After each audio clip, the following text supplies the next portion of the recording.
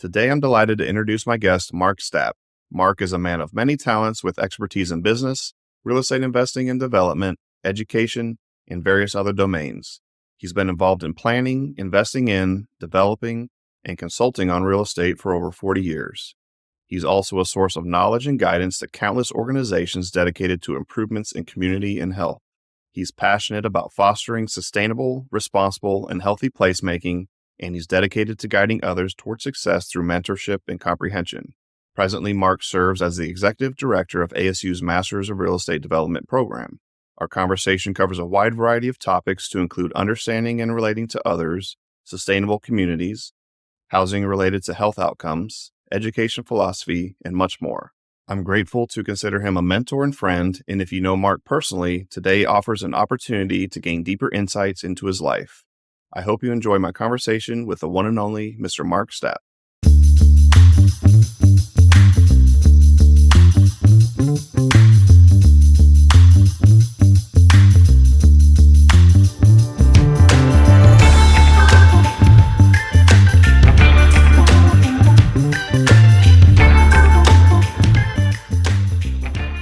All right. Well, Mark, thanks for being my guest today. I appreciate you coming on and sharing your time with us and your knowledge, and I'm excited for this conversation. So welcome. Thank you. Thanks for asking me to do this, Ryan. You're welcome. How would you describe Mark Stapp in high school? Shy, painfully shy, very reserved, unsure. Those are probably the three words. When I was around my good friends, I was fine, but anything else, at least from my perspective, I was very quiet and reserved in everything I did. Why do you think that was? I don't have an answer for that. I was always like that as a kid, but by the same token, I would get in trouble at school for, being goofy in the classroom, as an example. I was always getting in trouble. And I think some of it, I was severely dyslexic and I had trouble learning because of my dyslexia. When I was in third grade, kindergarten, I had started having difficulty with numbers and letters and things like that. They told my parents that they thought I was, and this is true, they thought I was some sort of mental deficiency. And it was my kindergarten teacher when I was in third, came to my parents and said, I think I know what's wrong with Mark. And so this is like 1960. And she goes, I think he has dyslexia. And I know an eye doctor that specializes in this. Can I bring him to the eye doctor? Well, first of all, this would never happen in today's day and age, where a school teacher takes a kid out of school and brings him to an eye doctor. And he diagnosed me with dyslexia. And so I was in remedial reading from the time I was third grade all the way through my sophomore year in high school. And I think because I had trouble reading, because I had trouble with math, I didn't have good grades. If I was asked to stand up or read something in class, I just struggled mightily. I would get it wrong. And I think it was, a large extent that. And then my acting out and being goofy was a compensation for it. I mean, it's really what I think it was. So. Yeah, I can definitely relate to that. I mean, I've seen that in myself as well, compensating with humor. I mean, plenty of people do that. Comics are, well known for doing that. But as far as dyslexia goes, I'm not that familiar. Did the reading that you talked about, the remedial reading, did that help? Yeah, it's mine was bad enough that when I would bring something home from school when I was really little in elementary school, I wrote perfectly backwards, right? Because the eyes were not translating the letters in my mind was not translating them correctly. And so I wrote backwards, and my mom would stand in front of the mirror and hold whatever it was up to her chest and she could read it. And so what they had to do was I would go every day to a remedial reading teacher, basement of the elementary school, and then the same thing in middle school. And they taught me to read one word at a time and one line at a time and one sentence at a time, and just trying to train my eyes. Over time, that was it. But as a consequence, for instance, I wasn't a big reader. I didn't voraciously devour books as a kid. That came later in my life, but it was a matter of getting my brain and my eyes to work together, I think. I imagine that became, I mean, now you're obviously a learner, a reader, a teacher, a speaker, that you do, and you do very well at those things. I imagine that ended up being a strength that, that was an obstacle you overcame when you were younger. Yeah, so as we get older, one of the questions is why do we pursue the things we do? Why are certain things important to us? And it became important to me because of how I felt as a kid. That I wanted to not just overcome it, but I wanted, quite honestly, I wanted people to look at me and go, "Oh yeah, he's not dumb." It's more a matter of he's not dumb than, "Oh boy, he's so smart," because I felt dumb using that very simple word. I didn't feel intelligent and I didn't feel confident and I felt insecure and I never wanted to be that way. The other thing it did for me, Ryan, and I think one of the reasons why I like doing what I'm doing is it made me appreciate where people come from. And so my own experience and then having kids, and every one of them is different, appreciating the fact that we're all different and I can't push everybody into the same mold has been important, especially when I'm working with students with broad variety of backgrounds. I don't believe in a program where participants. My job is to help make people successful. And the only way you can do that is understand who they are, their story, where they came from.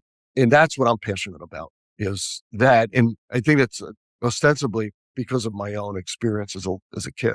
Yeah, that makes sense, and I can see that, and I can relate to that as well. What were some activities you were involved in back then, high school time period? You know, I grew up in a small town right outside of Manhattan, although it's in New Jersey and it's near Manhattan. It was a small little idyllic town by the name of Nutley. It was a commuter town in New York, shady streets and front porches and kids running around everywhere. And, we were very active as kids and I got involved in sports like a lot of kids do. And being from a town that was ostensibly Italian, Irish, or Jewish, we had very, very few minorities. We had almost no minorities. It was all the classic sports: baseball, football, basketball, track. Those were the things that people did. And my dad loved baseball. He just loved baseball. I mean, I grew up listening to and watching baseball with my dad. I was the worst baseball player. I was terrible. I just was no good at it. And I didn't want to be hit by the ball but I would play catch with my dad. So I kind of migrated other things. And one of the things I tried to do, I was, I was tall and I was really skinny. My sister was engaged to a guy who played football at ASU. Um, that's, well, that's how I got out here ultimately was because of her. Um, but I wanted to play football. And so I went out for the freshman team and everyone was like, "You're nuts. Okay. You're going to get killed." But I was bound and determined to do it. And I did. I was on the team. And because the team was so good, we would just wallop people. I got to play every game, but it wasn't until the fourth quarter, right? Well, we were so far ahead, they would give everybody a chance. What Um, position? Receiver? Yes, I could run. Okay. I could run. I could run as fast as anybody on the team or faster than almost everybody else. And so Like I the was wind a rec- blows? exactly. And I studied the patterns. I knew them. I could run them really well. Um, but I wasn't big and I wasn't the most talented. And so I only got to play towards the end of the game. As a consequence, I never had the ball thrown to me. Um, but I did it my freshman year, and we were undefeated. I'm like, kind of do it my sophomore year. Well, then you move up to the sophomore team, and the sophomore team practices with junior varsity and varsity team, and everybody's much bigger. I was just getting killed. I would just get run over and like hurt. And people kept going, you need to stop doing this. And one of the coaches, the junior varsity coaches, happened to have been my gym teacher in elementary school. And he came to me one day and he says, you know what? You should really be running cross country. This isn't for you. And he was a really nice guy, big supporter of me as a person. And so my junior year, that's what I did. I ran track my freshman year all the way through high school. Events. I was a distance runner in Mm. middle distance. And that's why he said, you just need to go run cross country. And I did. And I was great at it. I was really good at it. And I remember we would practice near where the football team was practicing. And whenever we were practicing and I was running, that same coach would come out and cheer for me.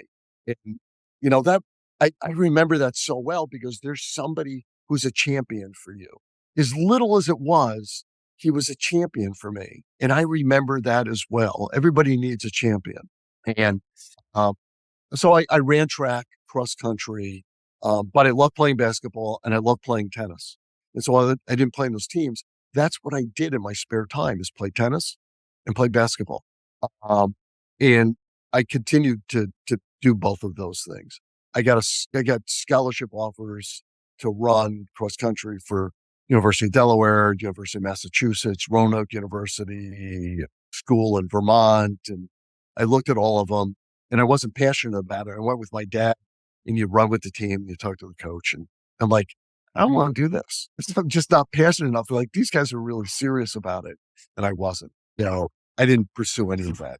Did you keep running at all in your Oh yeah. just for fun? Yeah.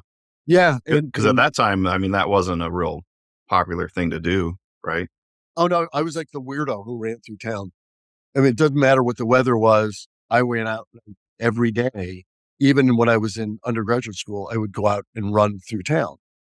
And everybody knew me and saw me. I continued to do it. I translated that into, doing road races, 10Ks and things like that around here. And then I started doing triathlons. Oh, I took up cycling and started doing triathlons. But I was such a lousy swimmer because I don't have, I have a slight frame and I don't have a lot of upper body strength. And so that was my struggle was learning how to swim and swim more competitively. But I did triathlons all over the Southwest for, I don't know, 10 plus years. I never did an Ironman. I did half and I did lots of sprints. So I probably ran, 35, 40 triathlons, bunch of half marathons. that's awesome. I never knew you were a runner or a triathlete, so it's Yeah, impressive. I stopped running, probably 15 years ago. I got busy. I got other things and I was in incredibly good shape, like really good shape. And I ran the Phoenix New Time Marathon. And for about the first 11 miles, I was clipping along at about a 4:30 pace. So I Oh, was you were on that track. fast. Okay. Yeah, no, my in high school, my personal best was a 4:28 mile. And That's respectable. I mean, I was fairly decent. And so I was clipping along at that same kind of pace. And I was just feeling so good. And by about mile 14, I started to feel crappy. And by mile 16, I was walking, but I finished the race, walking and running and walking and running. And the next day I was exhausted, which is unusual for me to be that wiped out. My wife at the time was a nurse. She looks at my eyes and she goes, "What's wrong with you? Your eyes are like bright yellow." She goes, "There's something, you got jaundice of some sort." And so I called the doc and I went, sure enough, I had contracted non-A, non-B hepatitis. I think it was from food poisoning or something like that. And it wiped me out for, I don't know, about 3 months. And I lost all of my conditioning. And at that point, it was just so hard to get it back. It was like, forget it. I don't want to put that much effort back into it. So Yeah, that's I'm a runner too. Well, not as much lately, but um, those are respectable times. 11 miles at a 4:30 pace. yeah, I mean, I could do that for the half marathon. I can run that pace at that time all the time through the half marathon. And I was, trying to do the same thing for the marathon. stick with a pace like that to see if I could get somewhere in the 2.5 hour range. And that was through what age? Oh, geez, Ryan, I was probably, it's that time, 30. When I got really sick, I was about 37 years old. So I was getting old too, pushing myself like that. Yeah. Yeah. So you went to college in New Jersey, correct? Your undergrad? Yes. What college was that? William Patterson University. It's And you one of the New Jersey. It was William Patterson College at the time I went there. It was one of the state colleges. and you studied environmental studies? I because I was not a great student because of the things I mentioned before. I had trouble getting into school, and they accepted me. Um, and I enrolled as a sociology major. Yeah. The first year, of school, man, I was just lost. I wasn't focused. I got in on a sociology, which was some interesting classes, many of which I remember today. I didn't do well, and I was on probation on the second semester, and I did better. And then my sophomore year, I was off probation. And by the end of my first semester, I was back on probation. And I was lost. Yeah, you had no clear career path. Your Yeah. story sounds so much like mine. Like I went to college just because, that's what I was expected to do and that's what people do. And I started out in environmental biology. Just, I Oh, love really? nature and yeah, but Yeah. I mean, it was clear to me after that that's not what I was going to be doing. But again, I had I was lost. I had no clue what I really wanted. So that that It- resonates with me. Yeah, I think we look at people at a point in time in their life, and we look at people as we see them, which is superficially for the most part. And we don't know their whole story. And I think part of the human experience needs to be understanding people as people. And they are the result of experiences, and they are the result of um, situations and consequences. And not knowing that, you really don't know the person. These kinds of conversations, I think, are incredibly valuable when people listen to them because others can, like you said, I can now relate to you and you can relate to me on a different level. Yeah, exactly. I mean, I know for me, I was very entrepreneurial from a young age. We lived in Maine for 4 years, and there was a potato picking season, and we went and picked potatoes, and I drug a wagon around the neighborhood trying to sell potatoes door to door. I mean, so I was doing stuff like that from a young age, but then I didn't have anyone in my life that led in me and nurtured that. So, like I said, I was just lost because the environment I was in, it was like go to college, get a job, do that thing, and entrepreneurship, wasn't nearly as accessible or popular as it is today. Does that kind of resonate with you as far Oh, as the environment you grew up in? well, yes and no. My dad ran um, a business that was based in Lower Manhattan. He was in industrial textiles, and he was a business person. And he was, he it would encourage anything like that. My parents were just huge supporters of me, what I wanted to do and be. I grew up in a great environment in that regard, um, and it was more a matter of me lacking some initiative to that kind of stuff. But you mentioned the word entrepreneurial. That was not anybody's lexicon when I was a kid. No, just wasn't. And my guidance counselor in high school told me, don't bother trying to go to college. He said, you should go to trade school, be an electrician, be a plumber. Um, and I when I was told that, I left his office. I remember saying to myself, "Fuck you," you know. Don't tell me I can't, I shouldn't do this. It pissed me off. Mm. And I think to some degree, it was a matter of spite that I was going to go to college. Bite me. They wanted me to go run for them. I'm going to college. And again, as I deal with students, that experience for me resonates. I'm not going to tell you you can't do something. I'm not going to tell you don't do it, but let's talk about what it means to have to go do it. And so I did go to college. I went to undergraduate school. At the end of my sophomore year, I'm like, this is not working for me for a variety of reasons. And, you get to those points in your life where, you say, I can continue to make this happen, or I got to figure something else out. But you're also maturing along the way. Hopefully, you're learning and you're beginning at my age to figure out who the hell I was. But I was lost. So when did you start to find your passions, kind of your direction in life that you ended up taking? It was after that I took a pause from school for a bit and had a different kind of experience. But then I What'd you do came back. when you paused? Um, so I don't talk about this with people for the most part. In fact, there was a long time where my very closest, in fact, many people that know me don't even know much about this. I was wandering around a career fair in the student union, and um, there were employers there, and it's this table, and they were offering an aptitude test. And I'm like, they want to take it? I went, okay. So I said, shit, I wasn't doing anything else. And, I think it had mostly to do with spatial awareness and, those cognitive skills. And there goes, you did really well on the test. We have an advanced version. You want to take that? And I went, okay. So I did that. And he says, you did excellent. You're exactly what we're looking for. We're hiring for the federal government. Is that something you might be interested in? And I went, okay. And they said, okay, well, there's a bunch of paperwork you sign here. We're going to do background check on you. And then we'll give you a call. And I went, okay. So I signed everything and went home. And then I don't know what it was. It was probably a month later or so. I get a phone call, maybe a little bit longer than that. I get a phone call and they said, well, background check's fine. Everything looked good. Come on in and we'll, tell you what the position is and what you need to do. And I went, okay.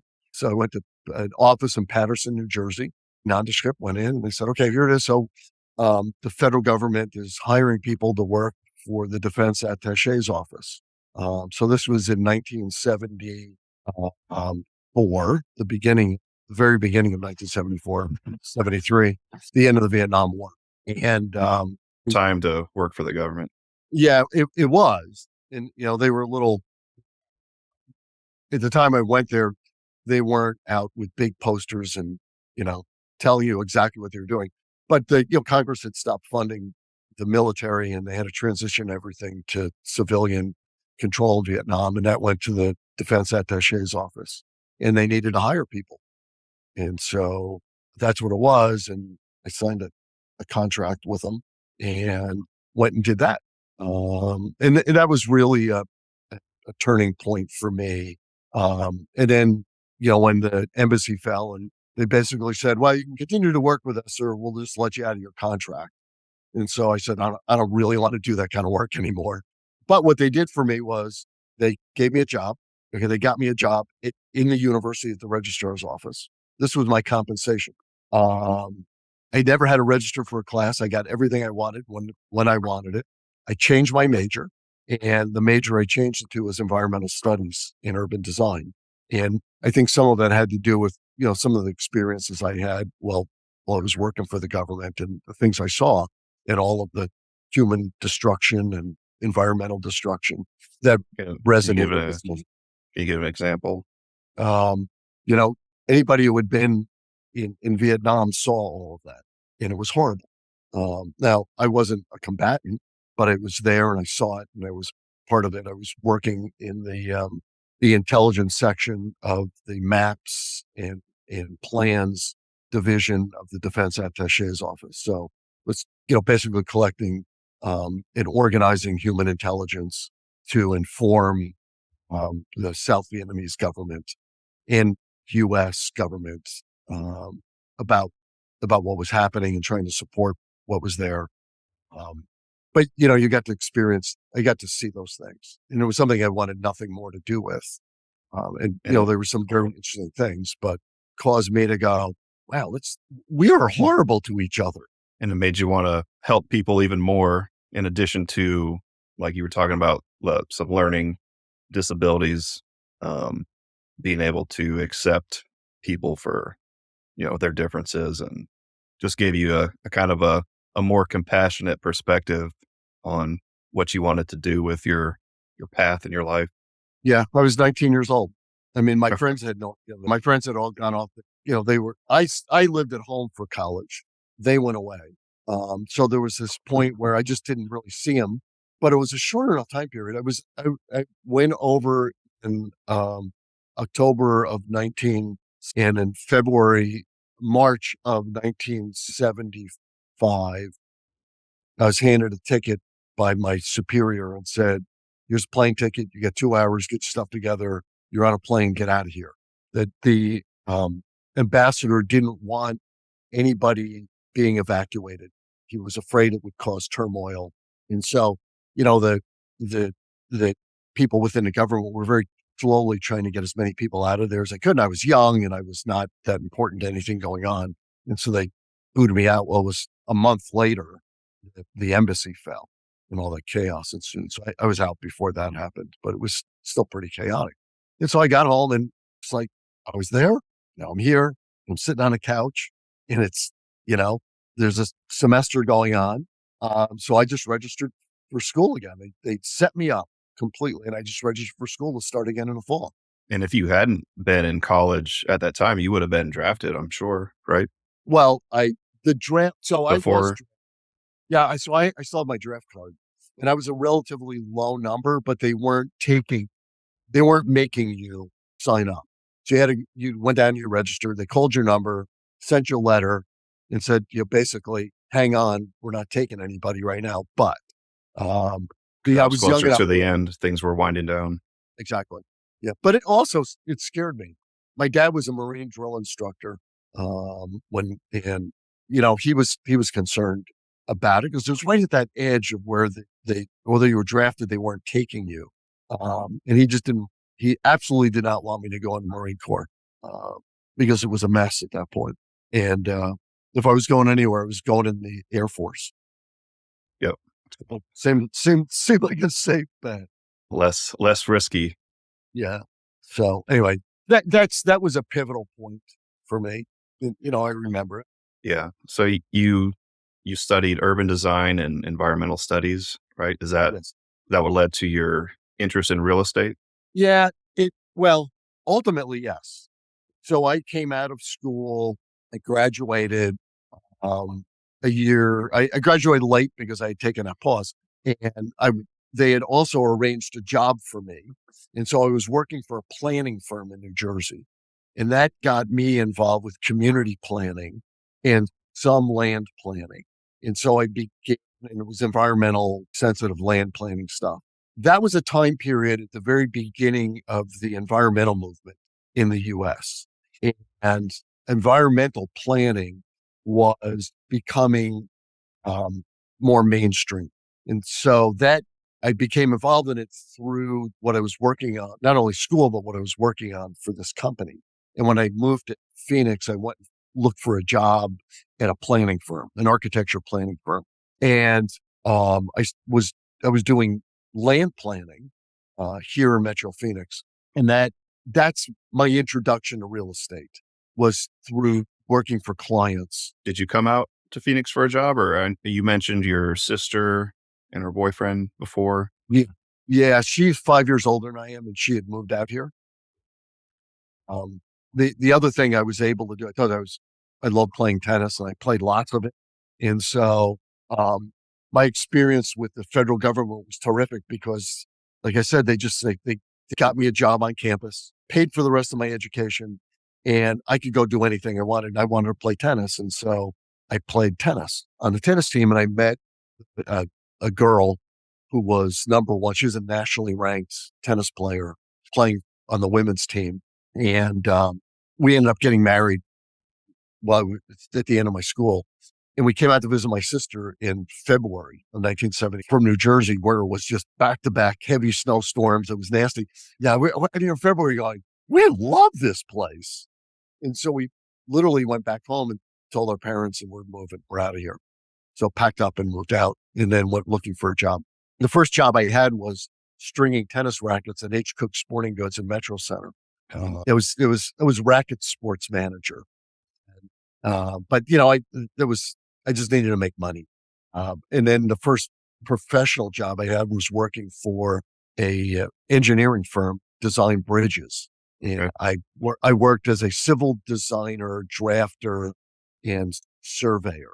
Is that where your passion for design came from, or did you have an artistic No. side before that? Yeah, I did. I mean, that's drafting was artistic in a different kind of way, but I had already been taught some of those skills, which is how I got the job while I was in undergraduate school. Um, but it was a great experience for me because I was doing construction surveying. I was out in the field with these guys, and it gave me exposure to the construction process and feeling comfortable on a job site, and understanding the process a little bit. And that was really helpful for me at that age in particular. So two things I know are important to you are sustainability and community health and wellness. Can you kind of explain where those interests came from? I think they evolved. I mean, I explained a little bit about where my exposure to environmental and human destruction, had an impact on me. And I, uh, it resonated with me. As I said, it was the beginning of the environmental movement in the United States. Um, it just made sense to me. And, I pursued it, and I continued to pursue it. And as I pursued it, I began to learn more about, um, what those things actually mean. And so the one thing I learned working for architects was they're lousy business people, and they really knew nothing about their client's business. And I was curious why people were making the decisions they were making. And I went back to school at ASU, got my master's in urban economics. It's like, why are people doing what they're doing? Some of this stuff isn't logical. My dad was a business person. I worked for him every summer when I was in high school and in the beginning of college. What business was I was he? in industrial textiles. But, I got imbibed with this business sense. Business is business. The same principles apply. Architects are lousy business people. It drove me nuts. I was trying to understand why they and our clients were making decisions they were doing. It was just like drawing shit on paper. It's like, really? Some of it wasn't logical to me. So I went back to school and studied urban economics to try and get a better grasp on, how places grew, how communities functioned, um, how communities evolved and devolved. And that's where I really began to understand the role of health and wellness in community evolution um, came from. That was the genesis of that for me. And I continued to pursue it in a lot of things, some of it out of curiosity, some of it for clients, where I was, working with them, making recommendations, presenting ideas and concepts. And most of them liked what I was presenting. It was somewhat novel at the time. And then so at what point are you in the real estate investment development industry? So that going back to school and getting my master's in urban economics, when I came out of school, I transitioned from working for architecture planning firms to becoming the managing director of a real estate advisory company based here called Mountain West Research. And it was one of the larger advisory firms in the US. And they came out of a business that was focused on socioeconomic impact assessments, and combine that with all of the data that's being collected and understanding of community growth and development pattern evolves into real estate advisory. And so that's what I did. And a lot of our clients were institutional clients, as well as private clients. And so that was really the tipping point from being the planner, providing those kinds of services, to now all of a sudden being engrossed in decision making in the real estate realm. That's where I really made the pivot. Fully into real estate came when that company, Mountain West Research, got purchased, and when I was the managing director. And I didn't want to go work for the company that was bought by Coopers and Lybrand. And I didn't want to work for them. And Mm. so a longtime client of mine said, let's go open an office together. And so that's what I did. His name was Steve Elman, and Steve was raising money from Europe. And I was the real estate side of that. I used to handle all of his entitlements, planning, entitlement work, and disposition work. And so we opened the office and started building a company around that, and I ran the real estate side of it. And so that got me onto the ownership side. Really Family made, office? yeah, kind of. Yeah. I mean, it was Steve raising money. Very young. You're talking about entrepreneurial, super entrepreneurial guy. And I knew nothing about raising money. And that wasn't something I was involved in. But he didn't fully understand real estate, whereas I did. So that was a great experience for me. And I got exposed to, because he's so entrepreneurial, I got exposed to so many different things and so many different kinds of projects and opportunities. Um, that I think that really set me up to go do things on my own. Besides real estate, what was he interested in or what was he investing in? Businesses. So, he bought an ice cream company, he bought a company that made athletic shoes. He purchased a furniture we purchased a 101-year-old furniture manufacturer. Um, and yeah, so a lot of interesting kinds of things, but the real estate we were involved in was everything from Toronto to Nassau, Bahamas to Denver and Washington, DC and places in between. All types of products or just All different products, whatever made sense? purely opportunistic, purely opportunistic. And so that was like, really, I wasn't in a product type and I wasn't in a niche. We are doing all sorts of stuff. And that was very valuable for me. Yeah, to me, Um, that's the most exciting space to be in.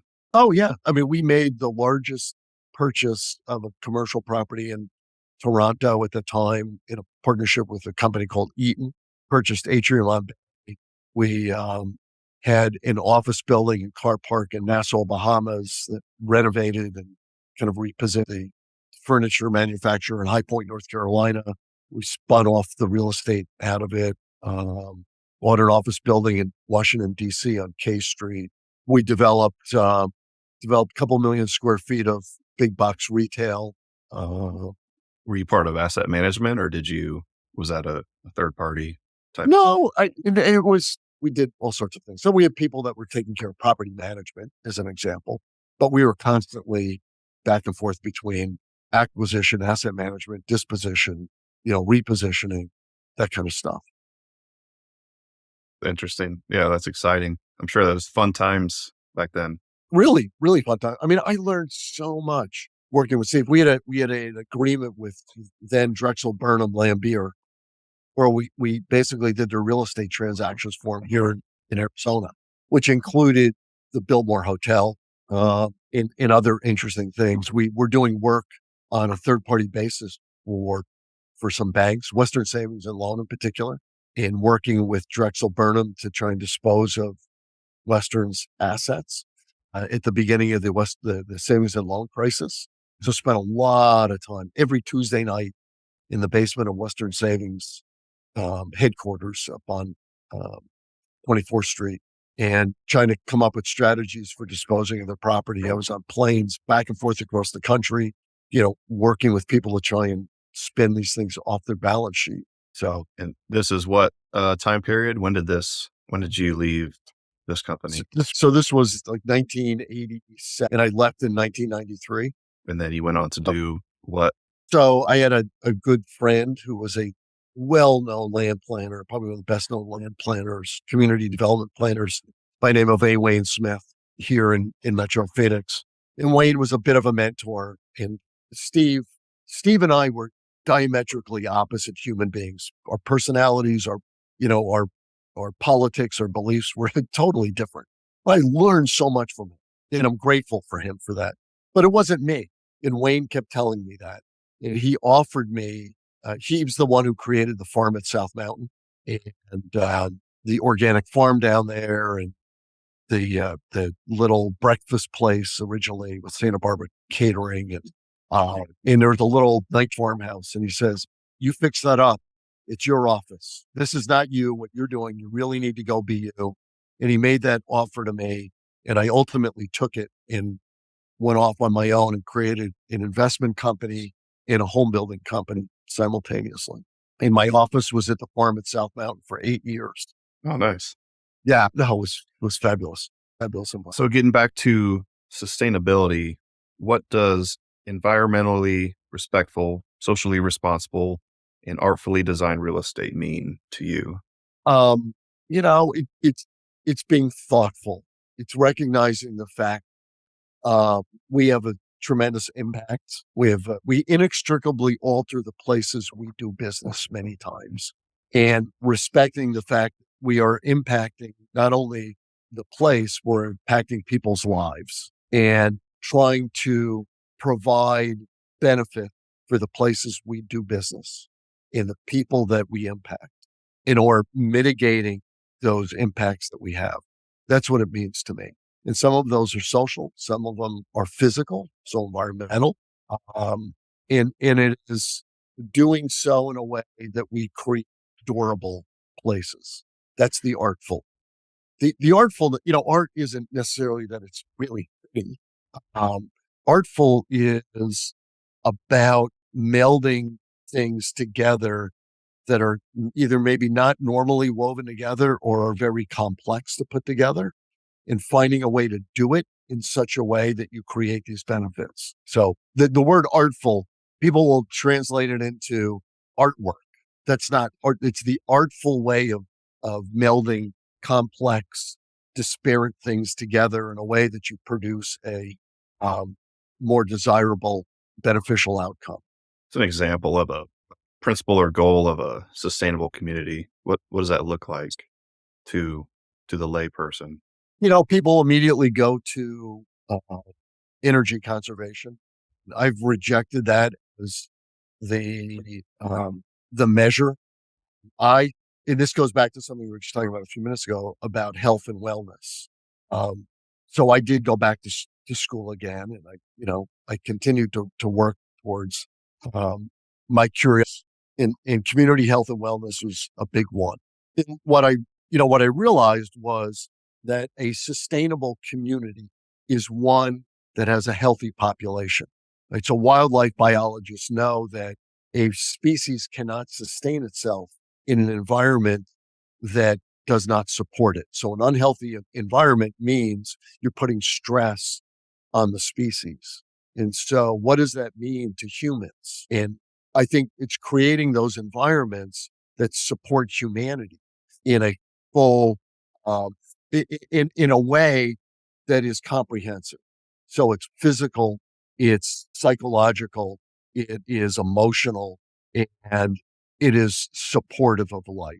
And so it's not a singular thing, and it's going to be slightly different for everything that we do. But that's what it means to me. I've got to be able to find a way that recognizes what the population we're targeting or impacting needs in order to be a healthy environment. And that includes monetarily healthy, right? So fiscal health is part of it as well. And healthy also includes a healthy mix of demographic, right? Not just But master so planning a community with all the same product it, and exactly. It's not the curbs, gutter, sewers, and sidewalks, I say, right? It is the interpersonal relationships that are fostered to create a social environment that supports the people that live or work there. And that those curb, gutter, sewer, sidewalks, and open space are merely a physical armature that connects people. And the question is, what do you do with that connectivity? How do you create strong connections? We're humans, right? We're social beings. When we look at resilient places, the places that are most resilient are the ones that have the greatest amount of social connectivity to support each other, right? So we talk about loneliness today is a big deal. I mean, it was just talked about last week about how loneliness is a epidemic, because loneliness to a human produces um, depression. It produces other kinds of stress. So we need that connectivity, and we need a variety of connections, and we need diverse connections. let's tie this into Mirabella and how successful that project has been. Okay. So intergeneration. Um, I really think that that's ultimately the essence of what Mirabella is is trying to achieve, and I think achieving uh, is trying to recognize the fact that as we age, we many times have a tendency to become less connected and less engaged and insular in that insular environment is not good for our health. It's not good for our mental health. It's not good for our emotional health. And those two things affect our physical health. And so Mirabella is trying to provide the opportunity for us to remain intellectually, emotionally engaged and connected to a vibrant place that provides lots of opportunities and connections. That to me is the essence of what we should be trying to do with almost everything. And quite frankly, this whole discussion about companies and back to the office and why should somebody go to an office and what is work, this is Mm. part of it, I think. Yeah, the social connection. Absolutely. But I don't. So I told you before, the investment company, the home building company, I sold the home building company in 1998. And I went back to school again. I went through the Stanford Graduate School Business Executive Program. Because I was really interested in how you manage creativity. And I started Pyramid Community Developers when I was there with the objective of creating these socially and environmentally responsible places. And that was the platform I was going to use to do this. But when I did it, I wanted to create a virtual company. And so in the year 2000, I hired somebody out of England to create a wiki site for us. I bought a terminal server. I connected everybody through the internet to our terminal server. I created a wiki site for file sharing in conversation amongst the team members. Um, I set up a system of communications between all of us. I had a central 1-800 number that when you called it, it would route to your cell phone. Um, we had a virtual company, and that's how we operated. And I was so far out in front on that idea, but it also gave rise to what we were going to do at Brighton Village. I bought 1,360 some acres in Coolidge, and because of where Coolidge was located, there there was a disconnect. Was truly a commuter place. So how do you overcome, and there were these two large, very robust fiber optic lines that ran adjacent to the property. And I went to Sun Microsystems and I said, I want to create a connected community.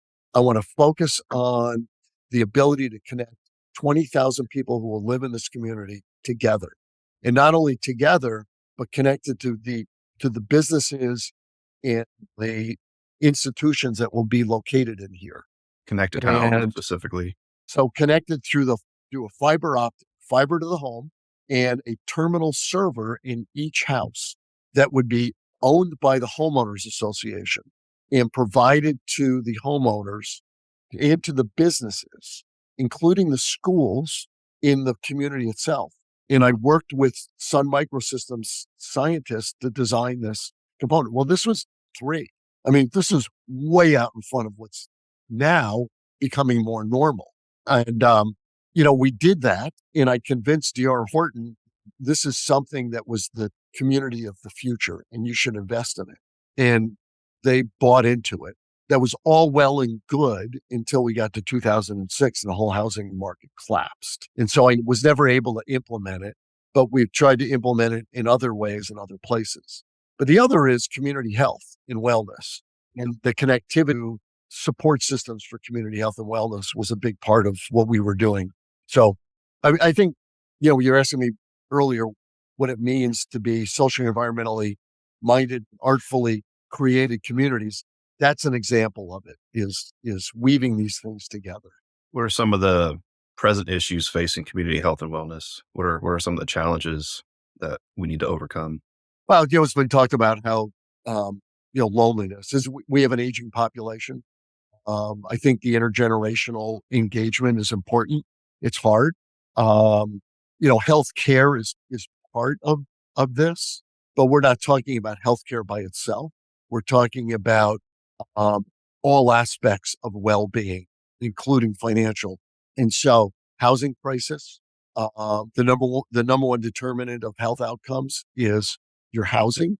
If you don't have stable, quality housing, you cannot work on being healthy. And so, I think affordability is big. I think that access to services is important. I think ensuring that we have a broad variety of networks that connect us are important. I, I, when I talk to people about community health and wellness, it's not about preventing disease. I mean, it's not about curing disease, I should say. It's about preventing it, right? I don't want to fix you when you're broke. I want to keep you from being broke. And the word disease is really a compound word, dis-ease. And so those things that create a lack of ease have a tendency to manifest themselves in, in our physical being. And that those are the things that break us. Those are the things that make us sick. And so I think all of the things that we can do to try and relieve that stress is important to us. And it's hard. It's really hard right now to get this done. And I think we're fighting ideological battles that keep some of this from being manifested in our communities, right? That's, I think the divisiveness in the country is a lack of ease. I think that divisiveness results in political, a political environment that results in policies that exacerbate some of these matters. That to me is the single biggest issue we have. And it's I agree unfortunate. 100%. I believe the body and mind are not separate. They're one and the same. A healthy body is a healthy mind. I believe we make ourselves sick through stress and dis-ease, and that we can also make ourselves healthy through, you know, being healthy and living less stressful lives and um, mitigating that stress in our lives. Yeah, unfortunately, it's, this has elevated itself to politics. And some of this, ends up becoming a conversation about healthcare and the beliefs that reside around our access to healthcare. It isn't just about healthcare. Our health is not about a medical doctor. Our health is about our environment. And that environment is both physical and social. And that's, I think, what's really important. But it's hard. It's hard to overcome these things. Tell me, explain what AT Still is and how you got involved with them. I Yeah, believe you so have an honorary PhD from AT Still. yeah, I have a Doctor of Humane Letters, which is for work already accomplished, uh, and it's an honor. But I treat it like you would from the standpoint of my respect and what I should be doing with that. I treat it exactly like any other doctorate. I have an obligation to fulfill the things that were the reason for them honoring me. And I truly believe that. And it still is the founding school of osteopathic medicine in the United States, in the world, actually. It used to be called Kirksville College of Osteopathic Medicine. It has evolved. And they opened a campus in Arizona, having shared a campus with, uh, uh, who was it? There's another osteopathic school here. For a while, they wanted to open their own campus, and they bought some land, East Mesa, just off of Baseline Road. And I was asked to help them come up with a plan for evolving that campus. They had built a 90,000 square foot classroom and office building, but it really didn't have a good plan for growing the campus itself. And that was our, sure you remember, my Synthesis One project was the AT Oh, Still that's right. campus. Yeah. Yeah, and so it's taken them a long time to figure out what they're going to do. They have a bunch of land out there, but they hired me to help them conceive, make some strategic planning decisions, and develop um, an intergenerational village for healthy living. And so that began in about the year 2000.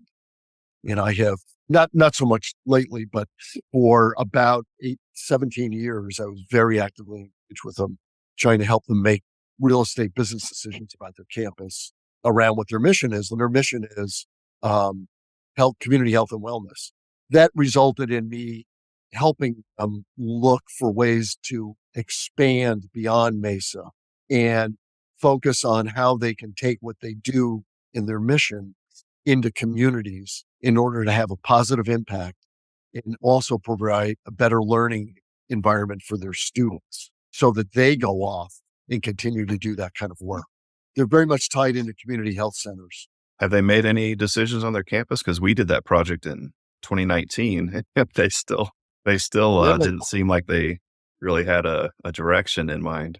fits and starts. No, we had created a plan, programmed the intergenerational village. The only element of it that we actually got built was the YMCA on the campus. The student housing, because of the recession, got put on hold. We've never put it back up. It included senior housing, student housing, and a few other elements to create connectivity amongst the community and those on campus, including faculty. So when did you get involved in, I mean, you're a full-time educator now. When did you start thinking about that? When did you get involved, and why? I know you're still heavily involved in real estate, but, now you have a Yes. passion for sharing that with others. So in 2000 and end of 2005, beginning of 2006, the then um, dean of the School of Architecture at ASU, Duke Ryder, had put forth this idea of creating the Masters of Real Estate Development program. And it was to implement one of President Crow's initiatives, which was to break silos down uh, across the university. So this was pulling together 4 schools to work cooperatively to form a new degree program. And I was asked to join the advisory board to create that program, to be a donor. So I was one of the early contributors, and I was also on the advisory board. And I became very actively involved with the advisory board. I had at that time I was also a faculty associate in the School of Design. Uh, they had a really good program called the HUD program. It was an undergraduate program. So I was doing that, and also a class for the architecture school, practice management. And so I was kind of involved in that regard. And the first class of the program was seated in 2006 and graduated in 2007. Well, at that point, the entire economy was falling apart, including my business, right? All of the things that my business was focused on were things that were shuttering. So, Especially out here. yeah, so I was fighting fires. I was basically at that point, I was dismantling my company. I had to lay people off, and it wasn't good. And I was fixing problems, but I continued to help with the MRED program. I had more time on my hands. And in the third year, then director, the program was stumbling, and the deans from the 4 schools got together and decided they needed a new executive director of the program. And they wanted to move the program from the architecture school to the business school. And so I was asked if I would consider being the executive director. This was in 2009. And much like a lot of things in my life, I went, okay. I mean, literally, When opportunity comes along, take it, right? okay. So I did. I threw my hat into that ring, so to speak. And going back to something I said before, everybody needs a champion. So I'm not an academic, right? And it never really worked within this academic environment. There was a person put in charge of moving the program to the business school. His name was Dr. Michael Mokwa, and Michael became my champion. And it was Michael who coached me. Michael who said, "I think you're the right guy to do this." And he encouraged me. And I had my first interview, and I was one of, I think, 3 people that were shortlisted down. And Michael said, "You've got to do better on your interview. I know you know this. I know you're the right person." He says, "But you don't worry about it. You go be you." And so when I went for the second interview, I was just like, "Okay, fine. I'm gonna lay this out there." And, and I did. And that made the difference. And they asked me if I would do this. And I said, "Okay." So that was in July of 2009 is when I began here. And when I did, I didn't do it with the intention. I did it with the intention of fixing the program. I didn't do it with the intention of staying here. But as I got involved, I had never worked for a big institution. So at that point, from 2009, I ran my own business. It was very different.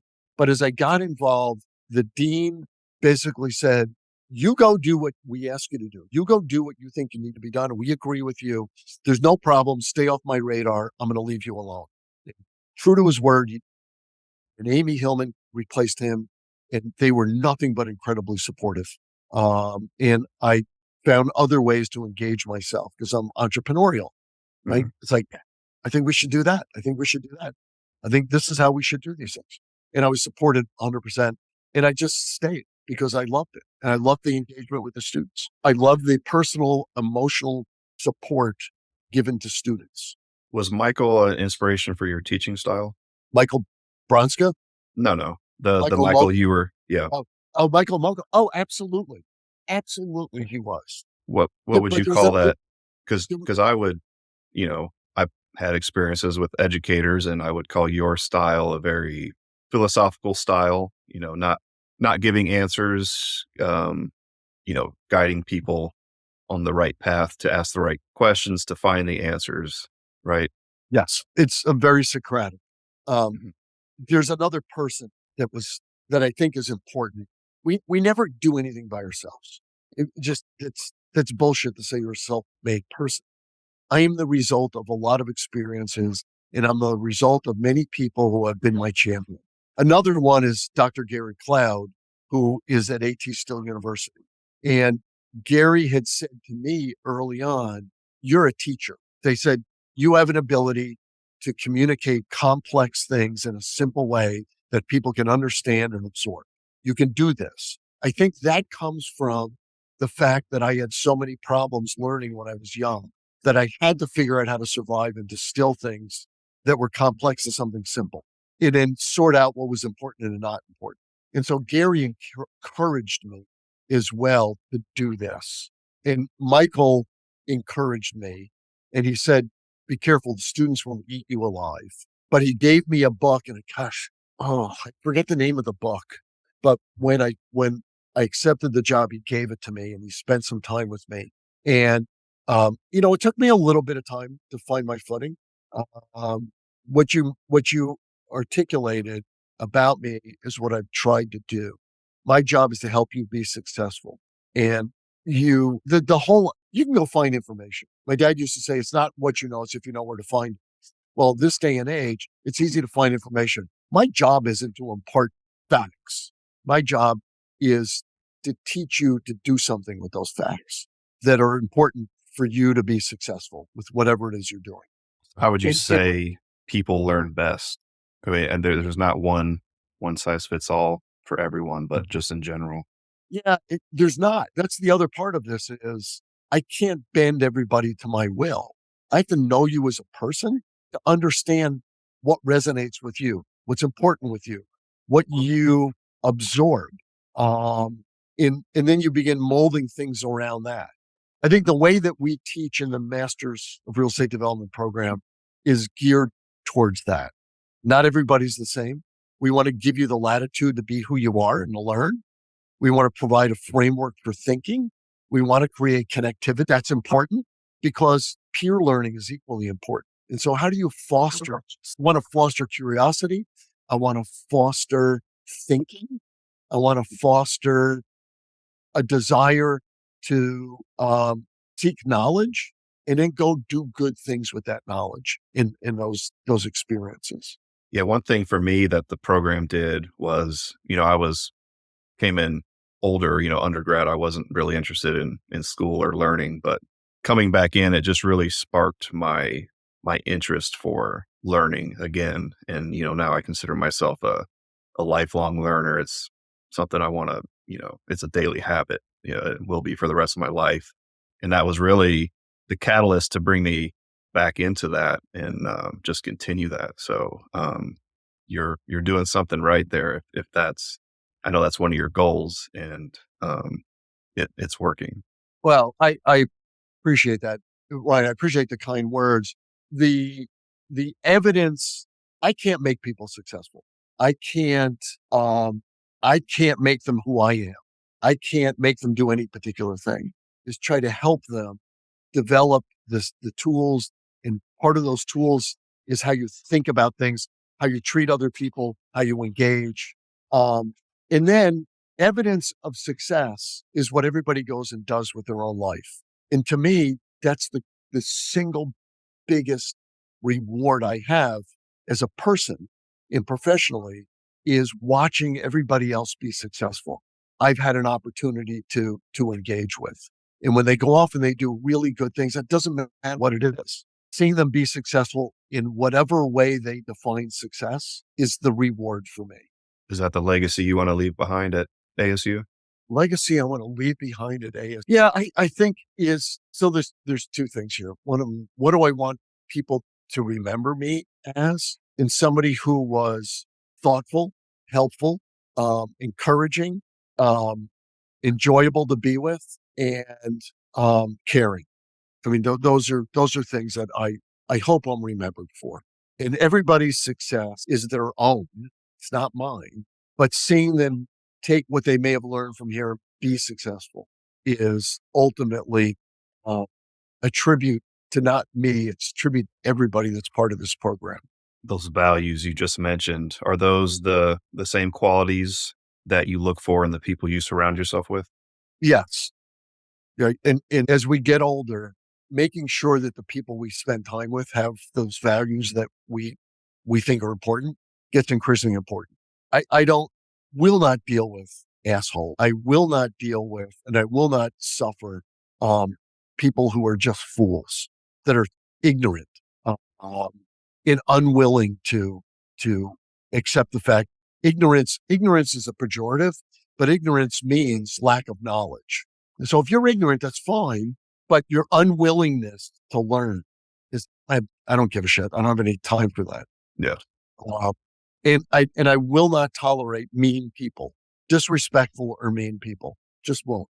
I'm very affable, as you know, but man, all of a sudden, if I have to deal with somebody who's an asshole, there's a different side of my father's Marine drill instructor voice comes out of my mouth in an instant.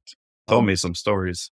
yeah, well, so here's another one. We're playing golf with our grandkids, and there's these four young guys in their early 20s, maybe yeah, very early 20s, in a foursome behind us. And we're playing with my grandkids. My granddaughter is 8. My grandson is 12. It's backed up anyway. So my granddaughter comes to me and she says, I just got hit by a golf ball by those guys.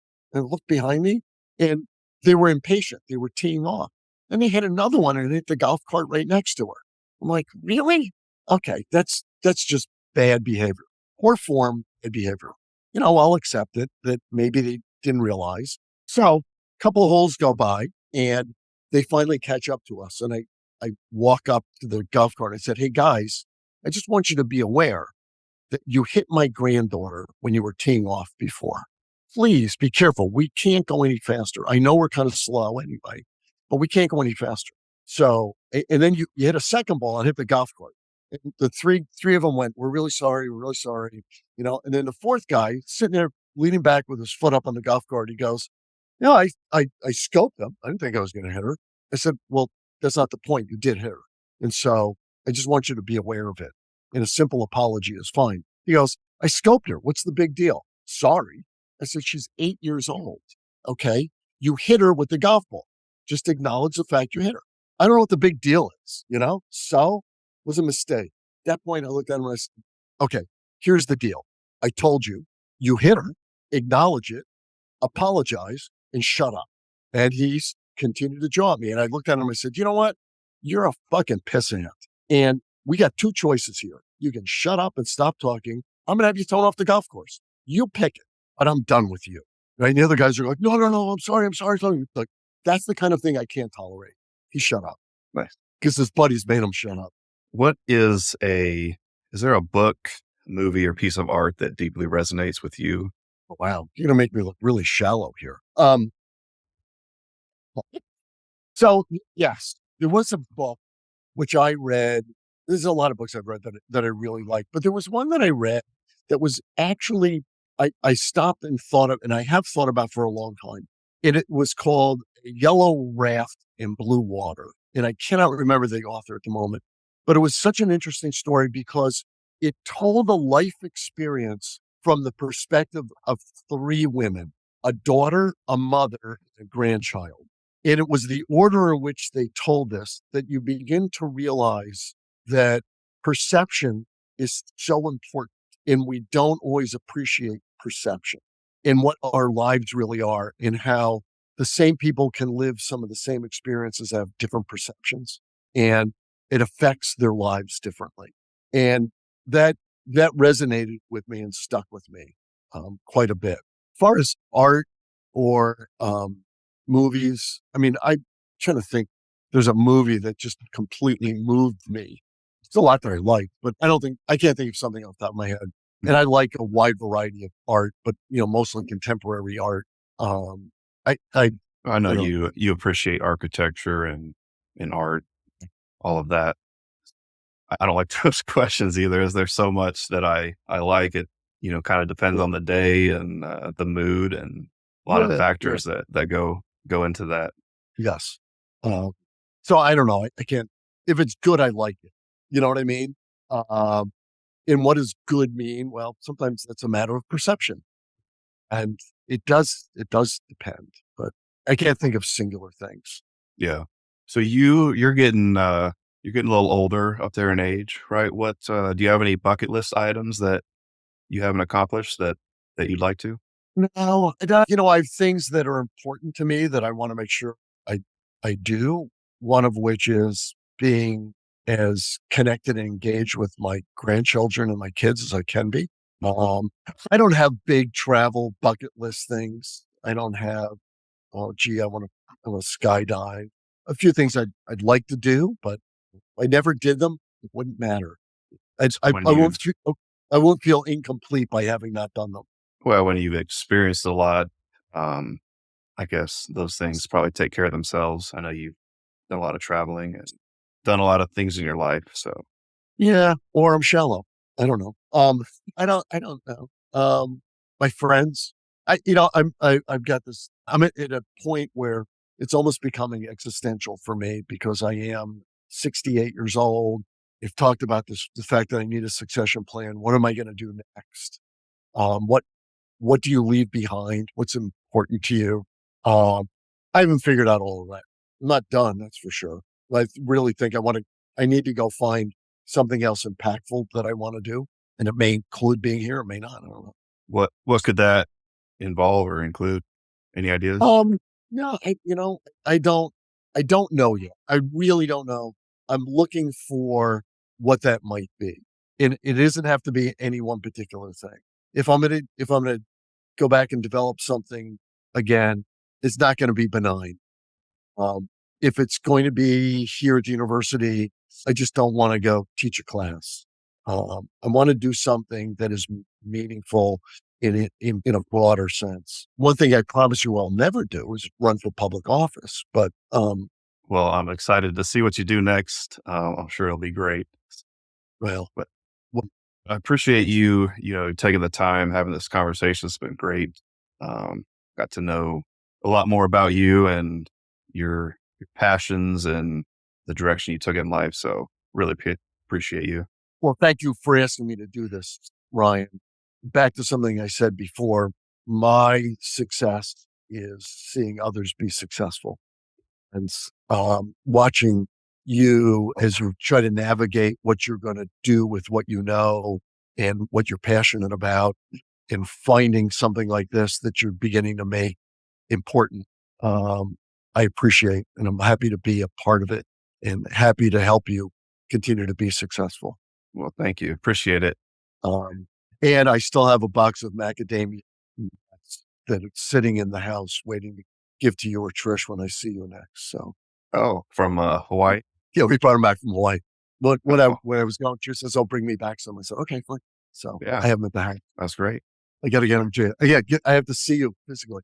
Oh, you know what else? You remember we were talking about the fact you would go over to the little shop. What the hell was it called? The Chadwick. Yeah, That's under new ownership, and they've redone it. Apparently, I haven't been back there because they were having internet problems and I couldn't work there, so I haven't been back.